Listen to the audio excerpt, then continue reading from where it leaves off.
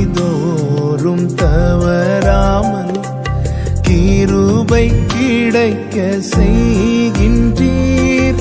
நாள் முழுதும் மறவாமல் நன்மை தொடர செய்கின்றீர்.